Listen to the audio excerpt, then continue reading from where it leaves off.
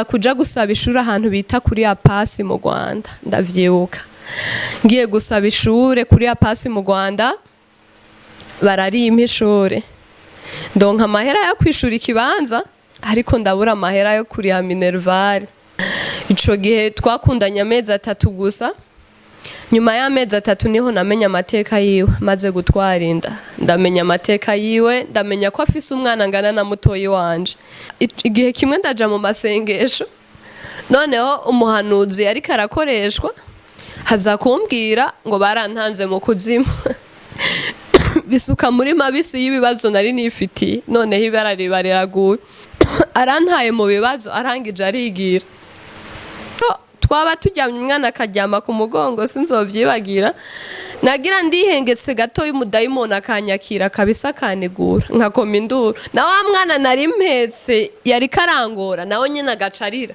abo muhira bose bakaza mu cumba kumbaze bebaye nakuze numva yuko uyu muntu ashinze intahe bari karimara amaza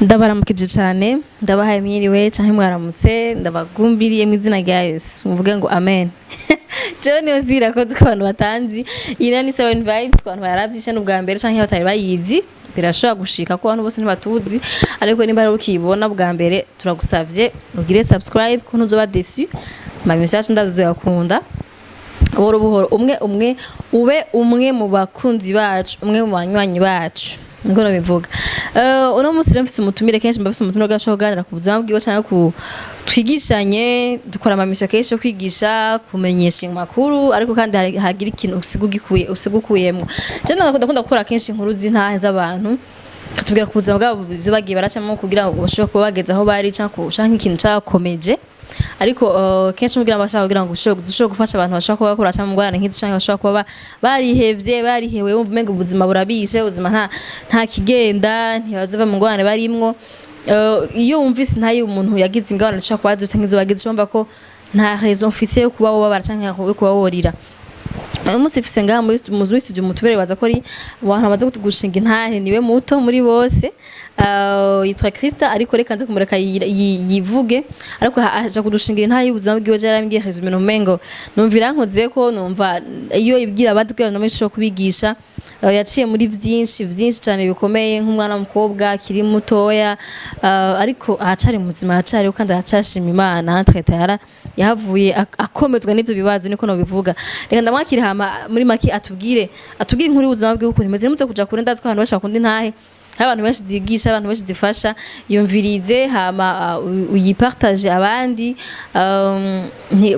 ntimuze guskipinga ndatwara abantu bagira ngo bacha bagira next ashayikuramwo ariko yumvize ko ntuzikikize ko gufasha uzakikuyikuramo reka renda ndamuhikaze ahanini je mu ntara batse ko ncavuga amaje make yancu sanga nahoze nkumviriza mu bandi tugira twumviriza ntahe hamwe meze neza ego meze neza utubwira amazina yawe twidondora ntubanza kumenye ku bantu batakuzi ufite imyaka ingahe wahe hama tubwire ko nini ntahe yawe nitwa Murangwa Christa benshi bakaba banzi ku izina rya Évangéliste Christa nkaba ndi umwana w'umukobwa nkaba bamukinanira mu gisagara ca Bujumbura uyu munsi nkaba nipfuje kubasangiza intahe yanje nise itoranwa bisigura itoranwa bisobanura ukuntu Imana iba yaragutoranije ni kuvuga ni inkuru y'ubuzima bwanje ni story y'ubuzima bwanje niyo mpamvu nashimye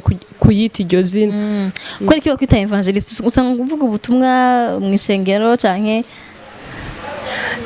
sanzwe mvuga ubutumwa aho ngeze hose ariko n'ibintu bije vuba bijeje bundi 2020 nibwo natangura kubwiriza nibwo natangura ku evangeliza nanje nabyisanzemwe kuko sinabikuriyemo si ibintu wize wasanze ngero ari uko nyine umva wovuga ubutumwa ni ingabire zaje muri jewe ubundi ntabwo nari umuntu yakunda gusoma nanka no gusoma Bibiliya cyane ego muri make intahe yawe kenshi ntahe abenshi bahera hasi bakivuka ukuntu yakuze ariko hakaba hariho rero ibintu vyagiye birakumaka vyagiye birabamuza ngo gatsi tuzovyibagira hamwe usanga uri kuragira isezerano gatsi mana hanu wahankura nzogushima imbere y'abantu benshi nibaza ko ngari nakajya kugira bashobora ashobora kuba ko amamisi yacu bagara abantu benshi barenga igihumbi barenga ibihumbi bibiri nibaza ko Intahe yawe yamutsishisa ku bantu barenga ibintu bibiri isezerano yabaheje kurishisa ku mana yego Intahe yabihera he itangura kuva nkivuka uko naje mw'isi kuko naje ndi umwana atitezwe mu muryango wacu kubera naje ndi umwana basi yavutse giturumbuka ariko kuvuka kwanje ndatekereza yuko atari pahaza atari ibintu vyapfuye kuba gusa nuko hari ico Imana yari kirategura ku buzima bwanje ari nayo mpamvu uyu munsi nkaba ngiye novuga yuko ari nko kwibaruka ni kuvuga umuvyeyi iyo yatwaye inda amezi 9 haragira mu gihe co kwibaruka novuga yuko ari nko kuramukwa ni ikintu nari ntwaye imyaka myinshi imyaka 20 yose urumva ni ikintu cari kimaze igihe ni nayo mpamvu nshimye gushitsa ico Imana yambwiye kuko mu gutanga ubu buhamya nibaza yuko ntirongoye kuko abantu benshi barakunda kubabazwa n'ibintu vyababaye ko kandi hariho n'igihe bikunda gushika bakavyicuza ariko jewe ndibaza yuko mu vyambaye ko vyose vyari bije ngo binkomeze nta kintu na kimwe nicuza muri ivyo ni nayo mpamvu nashimye gutanga iyi ntahe ego uvuze ngo wavutse utitezwe mu muryango ni kubera ko abavyeyi ntibari babana canke bari barahejeje kuvyara oya abavyeyi banje bahuriye mu gihugu kimwe barakundana baja kumvyara ndetse nta nubwo bari baravuye muri ico gihugu mu bihugu vy'iwabo barapanze kumvyara yego ni nayo mpamvu mvuga yuko navutse ku mugambi w'Imana ego hama inyuma y'ivyo rero nibihe ibintu vya muri bintu wavuze ati ibintu vyambaye ko hari ibintu biba ku muntu ugasanga bimuteye isoni ku bantu bivuga mu bantu canke ku mumengo kubivuga ni nakandi kazi Imana imuhaye ariko wowe umva ushaka kuvuga nibihe ibintu wumva rero nyamukuru wumva ushaka gushikiza abantu vyaye mu buzima bwawe ndashaka kuvuga ingene ubuzima bwanje bwagenze no kuvuga ingene naje mw'isi ndashaka kuvuga ingene nakuze ndashaka kuvuga ibihe bigoye nagiye ndacamwo ndashaka kuvuga ego hariho ibintu bimwe udashobora kuvuga kubera ko abantu batobitahura ariko ndagomba kubasigurira mu bintu vyumvikana ego umwanya ni wawe katukumvirize ego nitwa Murangwa Christa nkaba navukiye mu gihugu ca Uganda navutse mu 1999 mvuka ku bavyeyi babiri umwe yitwa Murangwa Fils uwundi yitwa Kanyenyeri Bera uwundi Murangwa ni izina ry'umuryango nagiswe na papa wanje Christa naryo niryo niswe na mama wanje twarabaye mu Buganda tuhabajewe nk'iruruyoya twahavuye mfise amezi 6 mu gihe c'amezi 6 sinari bwamenye ubwenge ni naco gihemerukira papa wanje ariko nibaza yuko kubera ko ntavyibuka ariko ndazi ko ari ibihe vyabayeho maze gukwiza amezi 6 abavyeyi banje ubuzima burabananira kuko barabaye nk'ababana gatoyi kuko papa wanje yari umuntu w'intwari cane yari umuntu adukunda cane baca baza gupanga yuko botandukana umwe arakomeza ibintu vyiwe by'ubuzima yaragiyemo mama wanje agaruka mu Kayanza agarutse mu Kayanza iwabo nukuvuga basezeranye yuko papa wanje niyamara imyaka 10 ataraza mama wanje azoja ku mugabo azoja ku wundi mugabo ariko mama wanje kubera ko yari umukobwa yitonda naho ivyo bintu vyari vyaramushikiye zitari zo ngeso ziwe yari ihanganye imyaka 12 yagiye ku mugabo nukuvuga mutoyi wanje ndamurusha imyaka 12 ico ni kintu ntazopfa nibagiye nyuma yaho twagiye mu Kayanza ndahakurira abanyakayanza benshi baranzi cane ni naho hantu nakuriye ariko ntibashoboye kumenya amateka yanje kuko nakuriye mu muryango unkunda nyina wa mama yarandeze basaza ba mama baranyitayeho ndetse nta nuwigeze ajya umutima mama wanje igihe kigeze yasubiye ku ishuri nza kuregwa na nyokuru wanje arandera kuko twasanze sokuru wanje yapfuye andera ari umupfakazi andera mu buzima butoroshe ariko bari yaranja mu buryo bwose ku buryo atakintu na kimwe nobura kandi nabasaza ba mama nabo barankunda barabahungu b'intwari nta kibazo na kimwe nigeze ngira muri 2002 nagiye ku ishuri ntangura maternelle, ariko naho natanguye maternelle amashuri ntiyigeze anyorohera, nagize ibibazo byo kugira umwuka wo kutiga, sinigeze nkunda kwiga. Naho natanguye 2002, muri 2014 niho nahejeje primaire, kandi natanguye muri 2002 kubera ko ubuzima bwarangoye. Sinovuga ngo n'ubuzima bwo kubura amahera y'ishure canke, ariko nagenda ngwana n'umwuka wo kutiga. Uwo mwuka wo kutiga sinzi ahantu wazananye, kuko mu muryango wacu wose ni jewe ntize jenyene, na nyokuru wanje yarize avyara mama. Ivyo rero vyo kutiga vyatuma abantu batantahura, bigatuma umuntu wese amfata uko ntari, bigatuma agenda ncira imanza. Hama 2014 niho naheza primaire ndagenda mu w'indwi. Ngiye mu w'indwi rero nari naratanguye ibintu vyo kuzohora nandika indirimbo nkaririmba. Ni naco kintu nkunda mu buzima bwanje. Nubu niyo nshavuye nkaririmba birahera. Niko meze, nico kintu nkunda mu buzima bwanje. Muri iyo myaka yose rero nari mfise ubufuti bwo hirya no hino, umuntu agenda hariya mu bana agakura y'ingeso imwe, yagenda hariya agakuraho iyindi ngeso, nuko nyene muhira bari bantunze. Ariko mama yakomeje kungwako. Entreta imbere yaho yarahejeje ishure, aramanuka ngahi Bujumbura, umenga yaradandaje, kandi yakomeje kungwa ko nkuko bimeze. Ariko kubera ko ntigeze mbona papa wanje, sinavyumva. Icambere coco ntiwari kunyumvisha ko nigeze kumugira, ntigeze ndamubona. Cankura mfise umutima w'igikoko, cankura numva umenga sinzi ukuntu meze. Ahura hahandi nashobora kukubwira ubuzima bwanje ugasanga narize n'amosozi yakorotse, ariko sinigeze menya yuko kuba ntagize papa wanje ubundi nkagira amahoro ataco vyari bintwaye. Nagiye mpura n'ibintu vyinshi nyuma yaho birenze ivyo, bica bintera kubona yuko jewe naho ntakuze mbona papa wanje, hariho ibindi bibazo bishobora kurengera. 2014 nyene, kubera ko nari natanguye kuririmba, naragiye muri Primusique ndananigwa, ndavyibuka. Primusique ndananigwa, kandi sukuvuga ngo sinari ndabizo, nari nzi kuririmba, ariko Imana yanyimye amahirwe kandi ndanayishimira. Nagiye muri Primusique mu Kayanza. 2015 niga mu w'indwi nyene nagiye muri Miss Kayanza, nabwo mbo wanyuma, ndavyibuka, kandi ndabishimira Imana pe kubona narabaye wanyuma, kuko iza kumpa ayo mahirwe yose sinari kuyimenya. Nukuvuga aho ngeze ubu sinari kuba ndahageze, kuko nari kugera mu isi nkaryoherwa n'isi, ubundi nkigumira mu isi.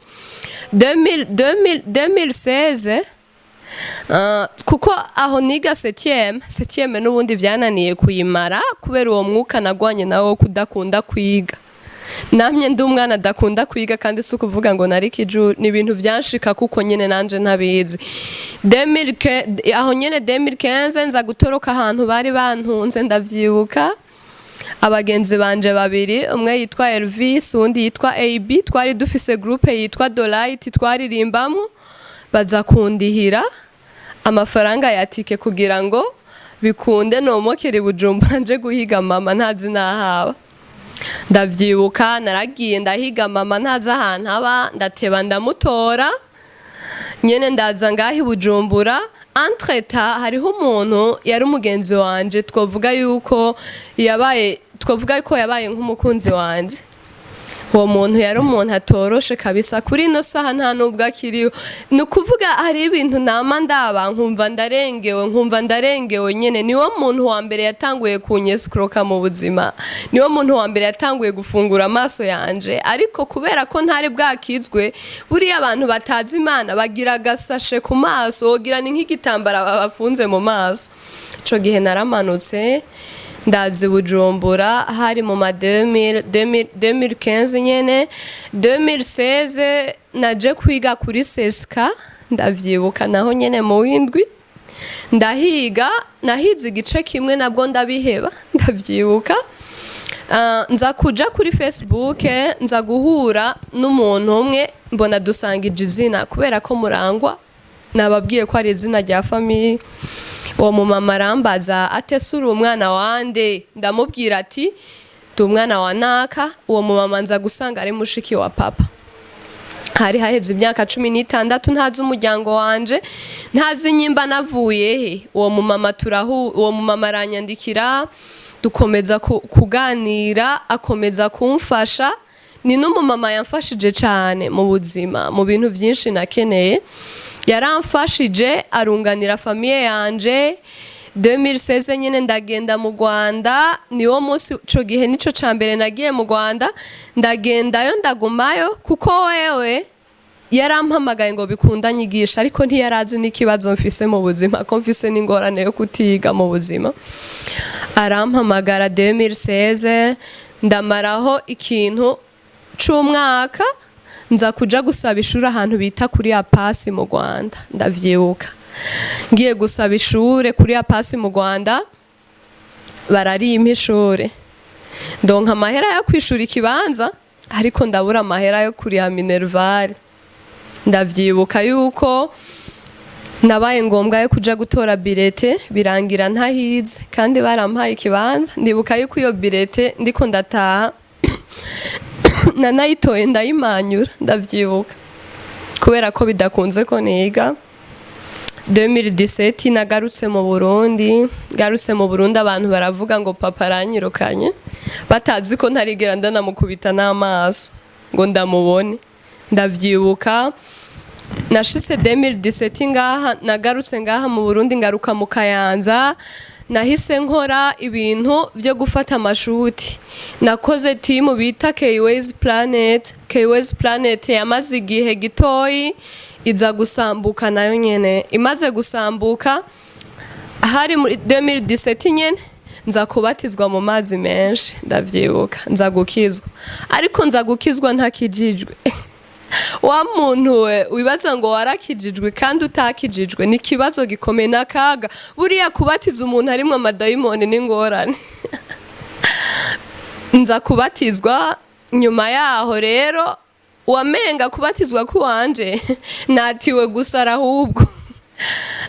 Abavyeyi banje barambonye nza kubatizwa, nyene baranezerwa. Maze ko entreta imbere yuko mva mu Rwanda, nasimbiye mu Burundi gatoyi, nza gukora indirimbo n'umuririmbyi araho yitwa Oliver Kim, hamwe n'uwitwa John J. N'umunsi asigaye akora indirimbo. Dukorana indirimbo yitwa African Woman. Niyo ndirimbo nahereje ko mu rugendo rwanje rwo kuririmba. Nyuma yaho ngeze no mu Rwanda, naragerageza kwandika, nkandika ibice bibiri vy'indirimbo z'imiziki kuko nizo nakunda, ca gatatu kikananira. Nza kubivamwo guco, ndavuga ati ibi bintu si ivyanje kabisa, ndavuga ati ibi bintu ntabwo ari ivy'iwanje, reka ndekane navyo. Entreta maze kugaruka mu Kayanza, niho twakora iyo timu. Nkoze iyo timu rero, haheze igihe 2018 baza kungarukana n'ubundi ngaho i Bujumbura, kuko mama wanje aba ngaho i Bujumbura. Nza kwiga ahantu bita kuri Seska. Ndibuka nshika mu kw'icenda, nashikiye ku mugenzi wanje yitwa Bera. Ni n'umugenzi wanje dukundana cane, twacanye mu bintu byinshi cane. Ari no mu bantu bambaye ko cane. Ndaci wiwe, maze guci wiwe yaba ahantu mu Kamenge, niho yaba.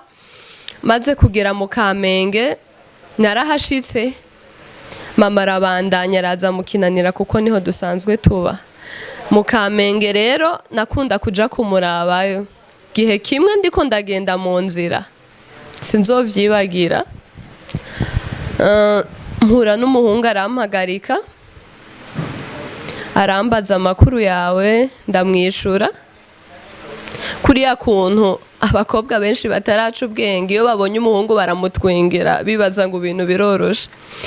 Naramutwengeye, ndamuramutsa, nsa n'unezerewe kuko urumva nta kibazo. Nubwo naciye mu ivyo bintu byinshi bimeze guco, kubera ko ntari bwasobanukirwe ngo nkanguke, nari meze nk'umuntu ari mu ndoto.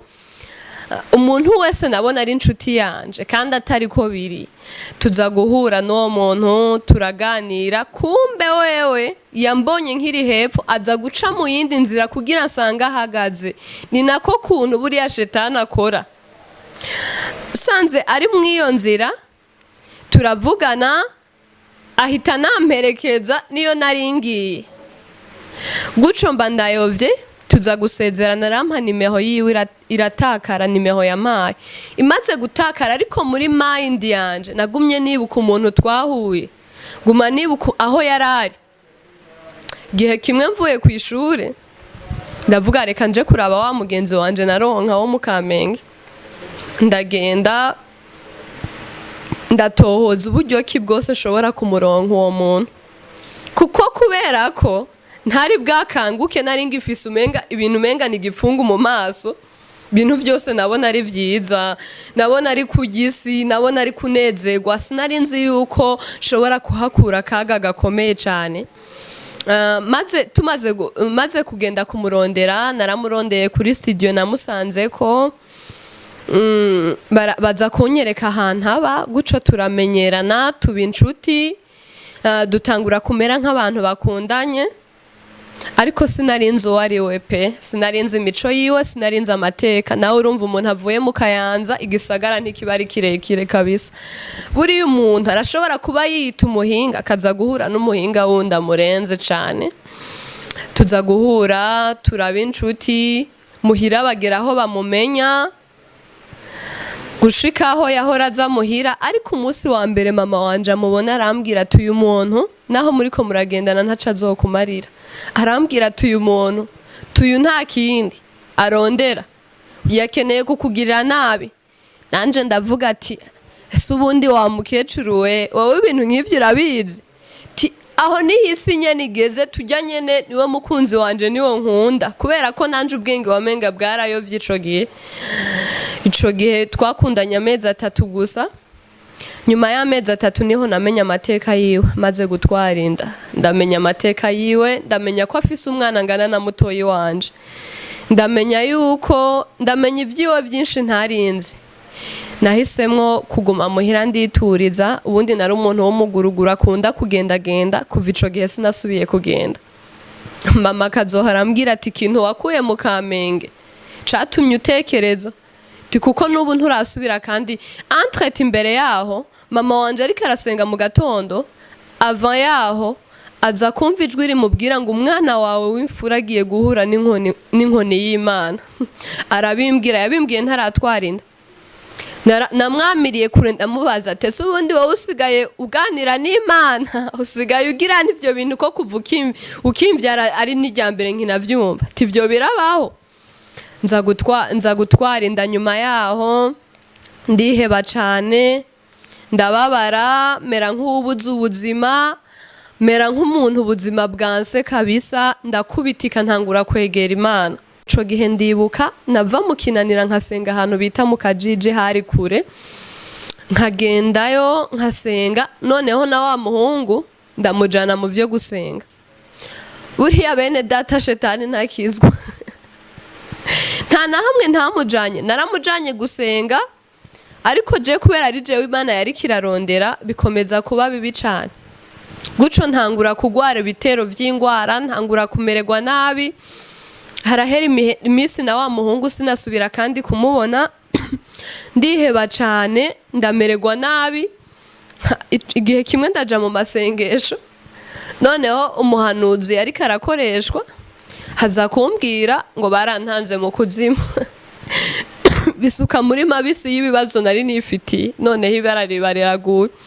ndagenda muhira ndarira ndabwira mama ati ndapfuye ata kintu na kimwe ndakumariye ndapfuye atacize umbonyemwo kandi ndi umwana waruhiye ko mugabo arambwira ati tekereza nyuma yaho igihe kiragera inda yanje kwiza amezi 9 papa w'umwana wanje yaje muhira atwandikira urwandiko rwanditse yuko asize umuntu afise inda aranakorora n'amosozi ararira ndavyibuka mama aramuraba ararengerwa aramubwira turabona yuko usize umukobwa ngaha afise inda akenera ikintu cose uze wame witaho ibintu by'ubuzima bw'uwo mwana usize n'ibindi aravuga ati nzobikora aca aravuga ngo agiye hanze ariko ndamubwira ati je ndabizi ko utagiye hanze kandi ni washika muri Kongo aho ugiye ntuzutinye kumbwira ko utagiye hanze kuko jewe ingene ndakubona narabona yuko agomba kunta akagenda kubera ubwo buzima. Aragenda ndabadesi cyane, ntangura kwiga icari c'umwana w'umuntu, ndavuga ati arantaye mu bibazo arangije arigira. Mba ahantu ho gusenga Imana yanje, mba ahantu ho kwiyumvira ibyanshikiye, mba ahantu ho kwiyumvira imyaka yanje, mba ahantu ho kwiyumvira ubuto bwanje, numva ndarengewe. Sinatevye kuvyara, nyuma yaho naravyaye, umuryango wanje warambayeko cane, wumve ko ndawushimiye aho uri hose, barambayeko. Kandi ariko imbere yuko umuryango umbako, Imana yari yaratubwiye ati hariho envelope izoza izobafasha mu bibazo byose. Irevre ntabwo nari bwakomere mu gakiza cyane ngo ndavyumve, ariko famiye yanje niyo yangwanye kiramfasha. Abandi bana b'abakobwa iyo batwaye indi miryango irabavako bikagirane, ariko Imana yaramfashije ku buryo bwaho ho nari gutukirwa, ariho hantu Imana yamfashirije. Umuntu wese yaraza kundaba araba ubuzima bwanje, ego mu mutima wanje ntivyari vyoroshe. Ndagenda kuvyara, nagwajwe n'abagenzi banje batatu, nabo nyene bumve ko ndabashimiye aho bari hose, n'abantu bamfashije cane. Nyuma yo hageze yuko mvyara, ndavuga ati ubundi ko mvyaye ibintu biraheze, ibintu biraciyemwo, ndasubiranye ubukobwa bwanje. Ariko sinari bwamenye ikigeragezo ngiye guhura naco. Naravyaye umwana,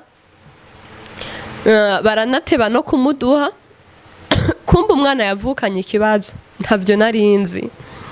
Tugeze muhira, haheze iminsi baraza kumushanjira ku mukondo, urabona yuko umwana atararagaza baguma bamushanjira. Baramushanjira umunsi wa mbere, umunsi wa kabiri dufukuye tuza tubona mu mukondo wiwe haradururije, havuyemwo umukoyo nk'uko umenga ni robine buguruye.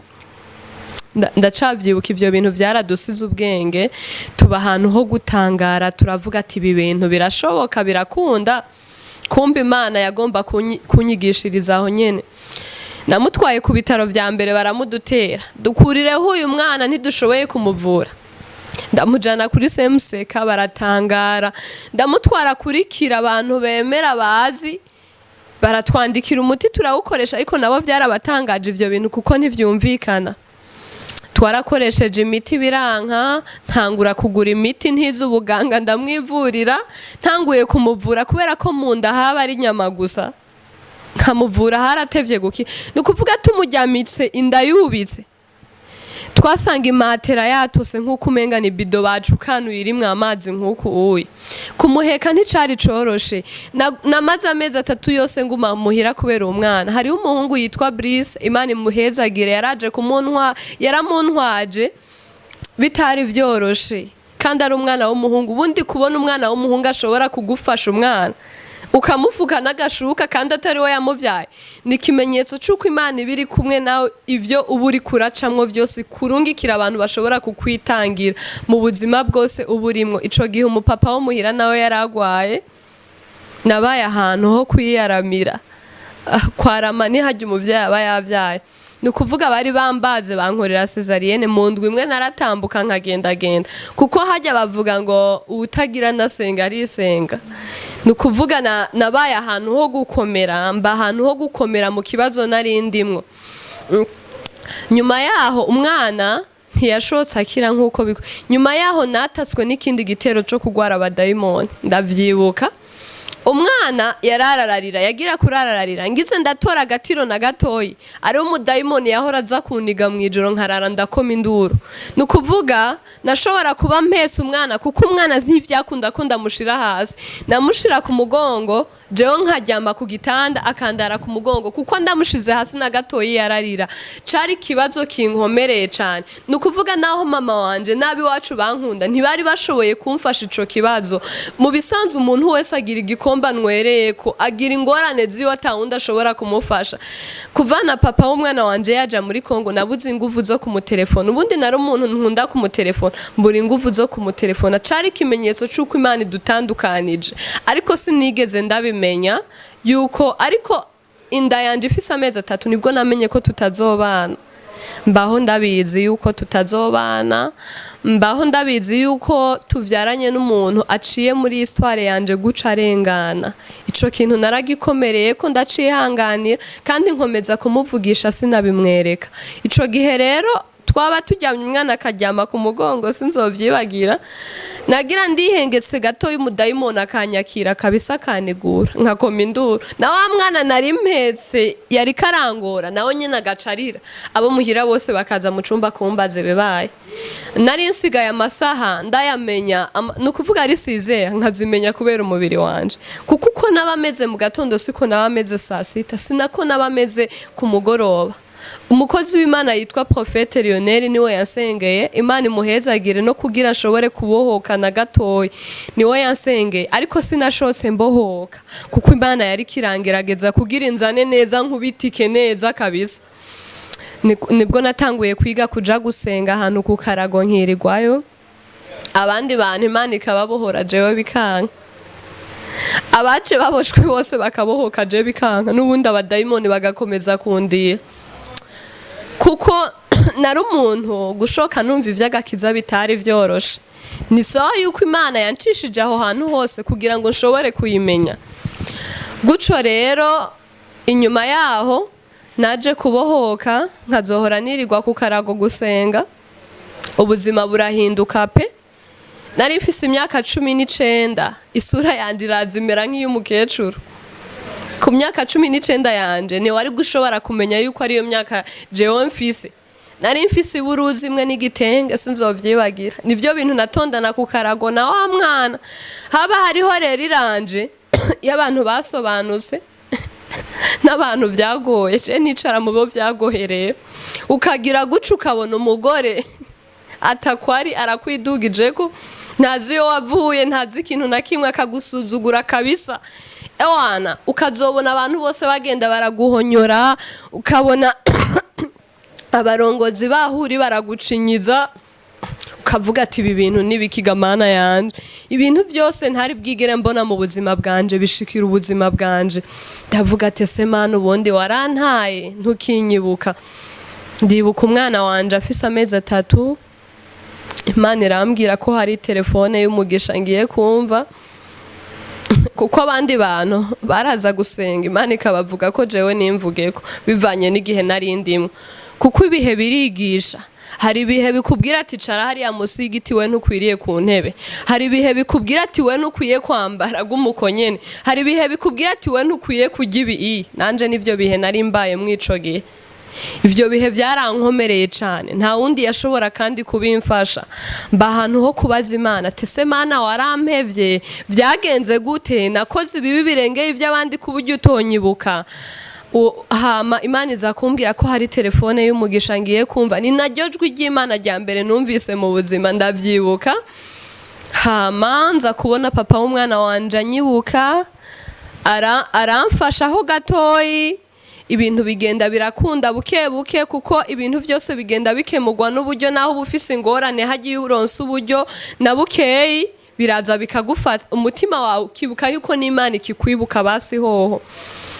Nyuma yaho ni mu gihe umwana wanje yari afise amezi 6, haza kuba akabazo gatoyi, nza kuva muhira nja ruguru mu Kayanza, nja kugumayo kabisa. Uko nabikeka siko nabisanze, ahubwo ngiye mu Kayanza niho ubuzima bwaciye bugenda neza. Umwana wanje ubundi nta n'umubiri wo kuvyibuha namukuye ngahe Bujumbura mfise, ariko mvuye mu Kayanza namugarukanye batakimumenya, kubera ko hariho ibihe ujamwo Satana akibaza ngo agutaye mu kinogo, ahubwo kumba gutaye mu iparadizo kugira ubuzima bubashe bumera neza. Umwana wanje amaze gushikana nefu muwangaruka Bujumbura, ngarutse Bujumbura nkomeza gukorera Imana no kuja gusenga, kuko mu buzima bwanje jewe iyo ngabanukiwe na gatoyi ntariko ndasenga ngira kaga nkahura n'ibibazo.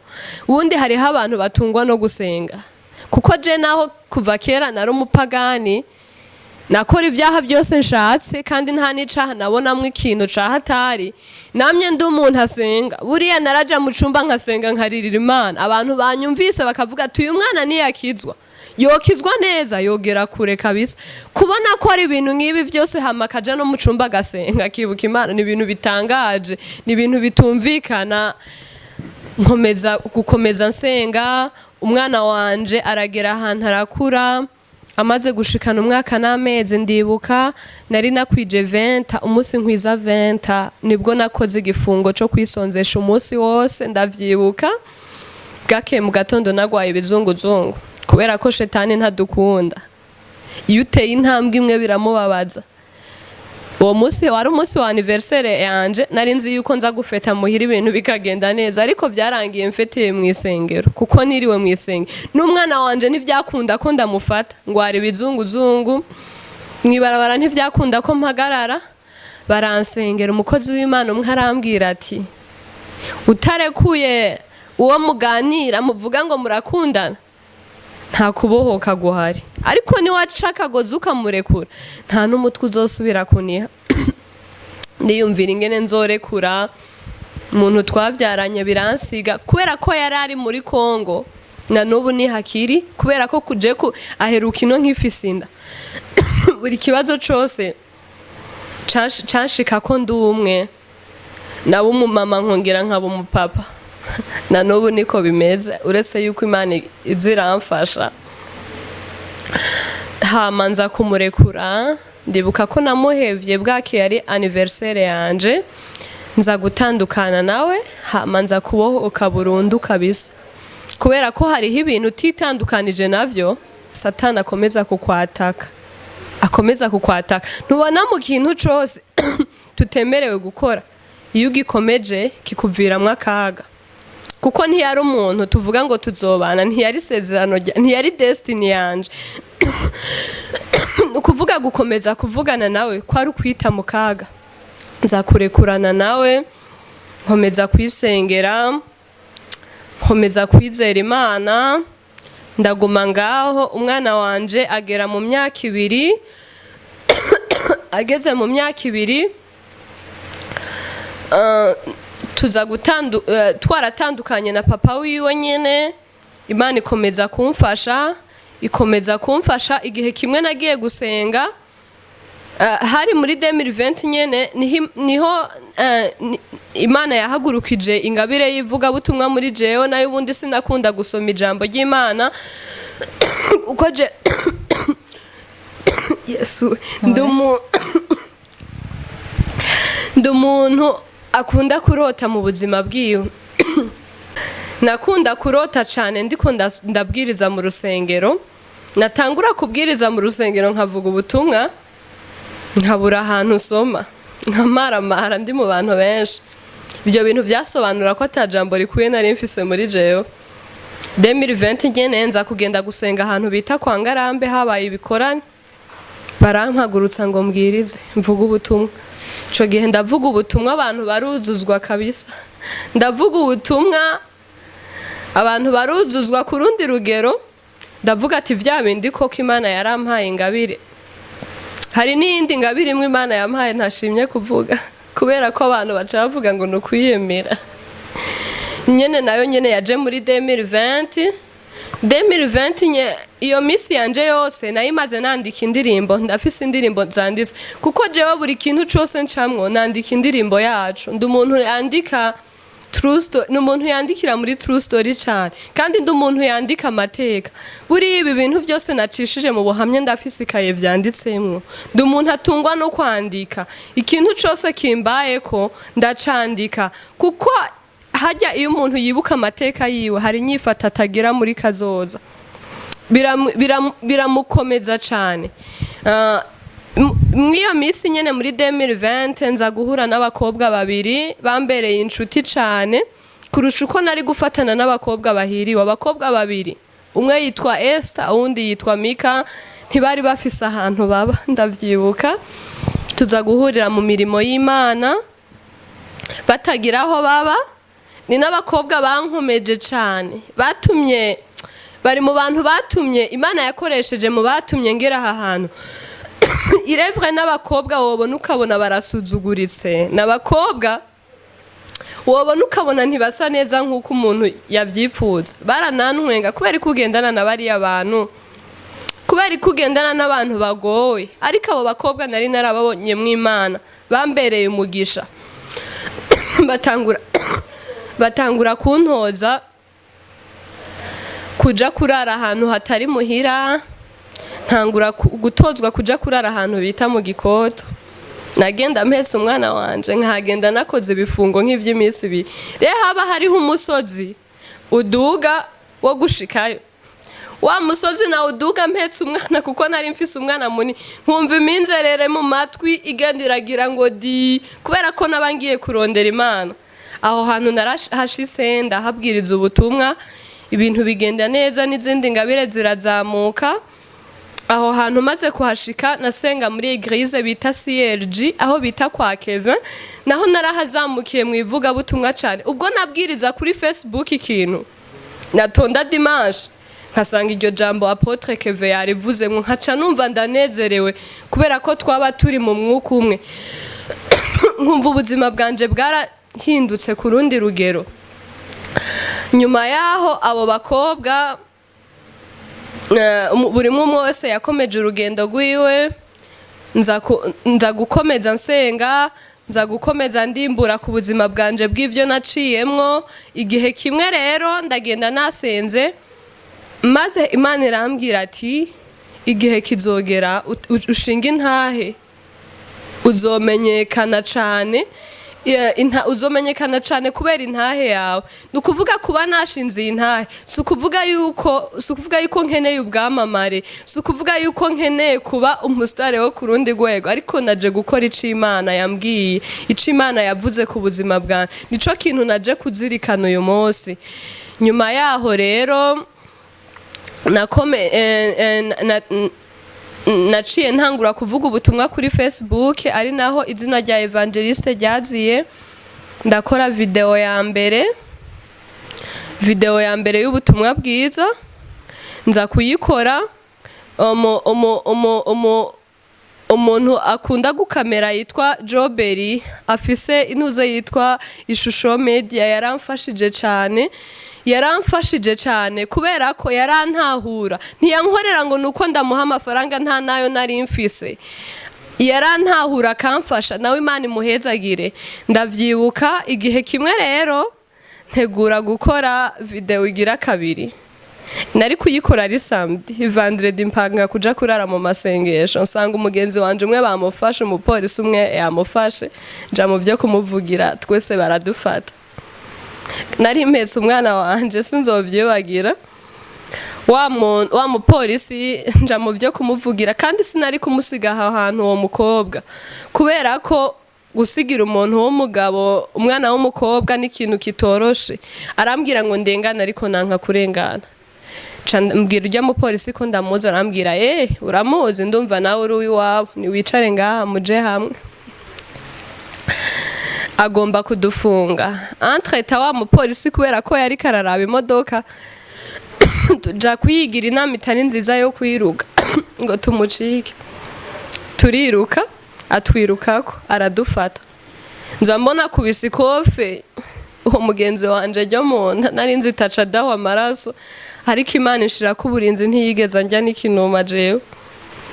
Aca aratubwira ati mwebwe murirutse, murazi yuko hajya nyene mwirutse yuko aho nyene nari guca ndabarasa, ubwo nyene muriko muriruka murashobora kwiruka. Aratubwira ngo nimugaruke ngaha. Kozi w'Imana umwe yitwa Aritire yanamfashije cyane, ari wo muntu wa mbere yatanguye kumpa ijambo, mvuga ijambo mu rusengero. Araza aratuvugira nawe biranga kuko twagomba kuhaca. Uwo mukobwa kuko yigeze gufungwa avuye ku musozi yibutsa Imana ati waransezeraniye ko ntazosubira mu gasho, none ibi bintu nibiki, ndagusavye unkura aha hantu. Hama baza kuturekura saa sita y'ijoro, turagenda twikomereza amasengesho. Mugabo uwo muntu aca aratubwira ati murabona rero mwebwe murabona mwe tubashize mu gasho, ejo muzoriha 40,000 mu gusohoka. Yo 40,000 niyo nari nateguye bukeye kuriha video yanje. Ndavuga ati shetani atanga igicapo kijanye n'amafaranga kabisa. Tuba amafaranga ari mu nzu yamaze kuyabona yuko ariyo nzokoresha ku munsi w'ejo. Ivyo bigenda birankomeza, nza guheba ibintu byo kugenda gusenga mu ijoro kubera ko naraduga. Nibuka wa muntu twahura nkumva umutima uragurutse, nkaduga. Nibuka wa muntu twahura nkumva umutima uragurutse. N'ubundi nakunze kugenda ahantu ku misozi gusenga, nkunda kuhagenda najana n'umwana wanje. Buriya umwana wanje yaragenze imisozi myinshi naho atazi gusenga, akunda n'indirimbo bita ngo warahabaye, kuko mu buzima bwiwe ngira arazi yuko Imana yahabaye naho ataraciye ubwenge. sinzi ni n'umwana nezereza cyane. Kuba naramuvyaye si ikintu nicuza, kuko ujya mwana iyo ataza kuvuka sinari gukizwa, kuko jewe nari mu bantu batumva bakatamanikirwa n'ubu muhira barakubwira, kuko jewe nari umuntu w'amanyamarenze. Ntiwari kuza kumbwira ngo kizwa nanka n'abakizwa cyane. Twahora tuvuga muhira ngo iyo baririmba ngo bakizwa baririmbira mu mazuru, ndavyibuka tubatyoza gose. Ntiwari kumbwira ngo uzoje kuvuga. Noneho nakuze numva yuko uyu muntu ashinze Intahe bariko arimaramaza, ariko Imana yaraje iranyereka yuko ivyo bintu atari byo, ahubwo ari ubujuju nari mfise mu mutwe. Kubera ko agakiza kankuye agatambara nagendana ku maso ko kubaho nk'ibintu bimwe bimwe ntatahura. Naramenye impamvu navutse, menya impamvu naciye mu bintu vyinshi. Imana yagiye inyereka abantu benshi mubo nita abakunzi bapfuye. Ndafise abantu benshi twakundanye bapfuye, ariko jewe Imana yarandinze kandi irandinda gose. Kandi urumva ko ivyo byanshikiye, ni kuvuga muri 2012 entreta barigeze kuvuga ngo ndafise inda bambeshera nkiri umwana, kuko nibaza ko karagasema. Iyo bavuze ngo urafise inda umwisho n'umwisho utaravye nabura yitwara tu, kuko akanwa kararema. Nagiye mvumwa n'abantu, genda mvugwa n'abantu ngo ntaco nzovamwo, ariko ntibari Imana. Ngenda mba mu bihe bitoroshe bikomereye ubuzima bwanje, ariko entreta Imana yabanye nanje. Ndashimiye Imana rero cyane kuba yarakoresheje abakozi b'Imana benshi bagakora ku buzima bwanje. Shimiye Imana rero kuba yarampuje n'abantu banshikana ahandi hantu. Shimiye Imana kandi no kuba yararemye ijambo muri jewe. Kandi nshimiye Imana yuko mu kuntoranya itaravye ubweranda bwanje, yaravye amakosa menshi atagira urugero nakoze, iza kuntoranya muri benshi b'inshuti zanje nkunda kubwira ivy'agakiza bakambwira ko batabitahura, kandi hari n'abavyifuza ariko batabijamwo. Shimiye Imana kandi no kuba uyu munsi Imana ishigikiye Intahe yanje itoranwa ikaba igiye hanze. Kandi nshimiye Imana kuri byinshi cyane, ibinogo byinshi yagiye iransimbisha. Shimiye Imana ko yagiye inkingira mfise imigambi mibi yo kwiyahura. Shimiye Imana ko ntageze ahantu naramanika akagozi kenshi, ndavyibuka naranyoye n'ibinini ngo mpfa ariko sinapfuye. Shimiye Imana yuko yagiye indinda cyane, kandi nshimiye Imana no ku bindi byinshi zonkorera, kuko ndazi ko bihari. Kandi nshimiye Imana cyane no kuba yarampuje na Ozi kugira ashobore kuntumira. Kandi namwe mwese muzora bino Ntahe ndabashimiye cyane. Imana ibahezagire, izobakomeze biciye muri ino Ntahe, kandi izotegura imitima yanyu, kuko ndakunze kuraba Intahe nyinshi nkabona abantu benshi baratukwa, nkabona barabajija ibinyamakuru, nkabona baravuga. Buriya kirazira kuvuga amajambo ku buzima bw'umuntu utazi cari azoba utazi aho muzohurira. Imana ibumvishe uburyo ki umuntu yashinze ubuhamya ari ikintu kiba caragwanije ubuzima bwiwe ariko akagitsinda. Kandi mwese ndazi ko mufise ivyo mwaciyemwo. Shimiye Imana rero kubw'uno munsi no kubw'ibi bihe. Turagushimiye kibirenge kizima, turagushimiye kuri Imana igira neza, turagushimiye Mwami ko wabanye nanje mu bihe bitoroshe, turagushimiye Mwami ko wakomeje umutima wanje ukamurikira Intahe itoranwa, turagushimiye ko uyishitse hanze Mwami, turagushimiye kugira neza kandi uri Imana y'urukundo. Ntaba ari jewe ariko izina ryawe rihabwa icubahiro. Urakoze Mwami kubw'uyu munsi, urakoze kubw'umwuka wawe kutuyobora, ni mu izina rya Yesu Kristo, amen. Amen.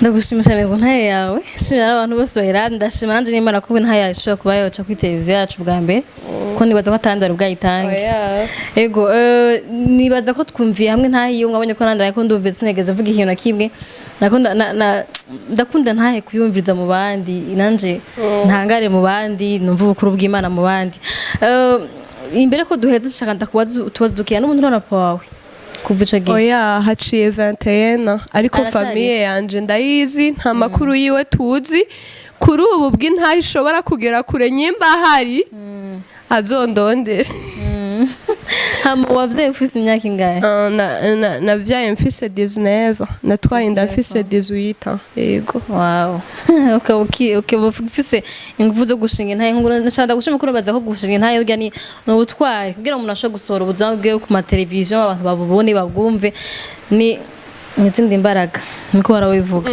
rero courage nimba waraciye muri ivyo ushaka guca mu bindi bikomeye kurusha ivyo mugabo Imana izo bikurenganya yego Imana kwezagire cyane ko watsangije intahe yawe nibaza ko hari abantu benshi yafashije canke izofasha no mu minsi iza bazitabura ko ubuzima ntibugarukira ku vyose tubona hariho odula duswe n'ubwaya ego reka yenda bashimire rwose ko mwakurikiranye intahe ya Christa murangwa nimba nawe ufise ntahe ushaka gushikiriza turondere yaragize effort zo kuturondera cyane kuri ufise ntahe barabitswa ntabagora abantu bafise nakumba ndabitko hari ikintu isiga mu bantu ntahe ntigenda uko nyene rero nimba ufise ntahe ushaka gushikiriza abantu turare ubwanya mu turondere kuri Facebook yacu kuri Instagram kuri WhatsApp tuyafashe mu bwo mushwe bavuga gute gushitsa isezerano mwagiranye n'Imana alors Imana bahezagire shikara kubakomeza mu byo muko muracamwo umwe wese mu ntambara ariko ntambara ziratandukanye mwose mu ntambara y'Imana muwe hafi bye bye.